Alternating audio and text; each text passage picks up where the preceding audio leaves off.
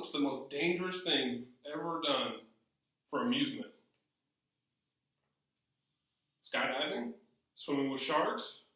Perhaps you'd be more interested in running down some crowded streets, being chased by several one-ton animals, ready to gore you and kill you at a moment's notice. To many thrill seekers, you've got to have some things in your back pocket to get you through this race. Some speed, some agility. Also, you got to have a little bit of guts.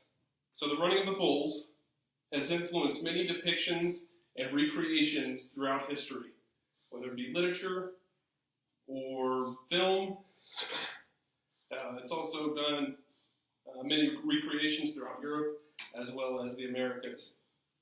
While I was in the Navy, I was able to visit Spain and see this country firsthand. The culture, the food, the people, such an amazing place. I'm fortunate to have two friends that have actually been to the running of the bulls 2 years ago, and I got to hear a first-hand account of what it was like. They were safely on the sidelines and didn't have a chance of getting hurt, thank God. So there's a lot of history involved.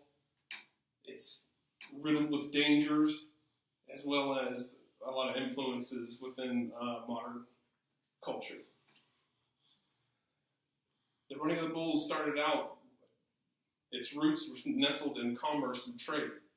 Herders would gather their cattle, take them from their farms into town, and use stress as a motivator to get the cattle from one place to another.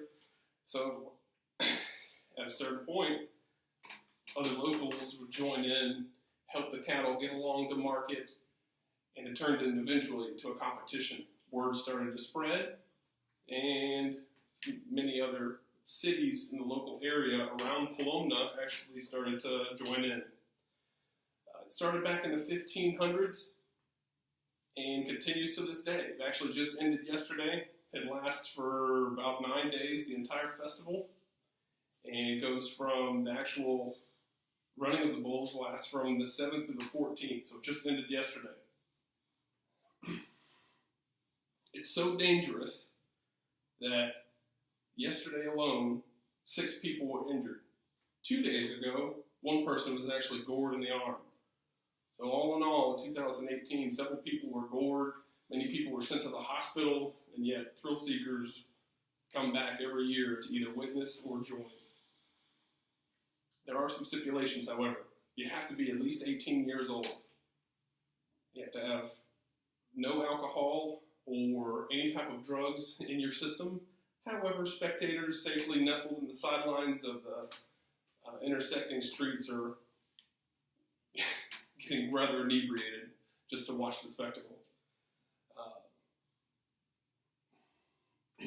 This event has been portrayed many times through, like I said, film and books, both in positive and negative light. C.B. Douglas wrote Bulls, Bullfighting, and Spanish Identity, which really highlights the Spanish culture, traditions, and essence of what it was like to be living in Spain. Ernest Hemingway wrote The Sun Also Rises, a great novel from the great novelist. However, many readers that read this book figured out that this was such a great event that no one had ever heard of it before. This is before TV and internet, so many people traveled and wanted to join in on the fun. However, Ernest Hemingway depicted it in such a romantic light that he didn't really highlight all the dangers. Several individuals actually got killed throughout the years. So since 1910, there's been 15 people that have been killed, mainly by goring, some by trampling, some by suffocation. It's quite the dangerous event. So we've gone over the history, the dangers, some influences in modern society, and thrill seekers will continue to make their way over to Spain each year between the 7th and 14th of July to check this out, either to be a participant or a spectator. So who's buying tickets for next year?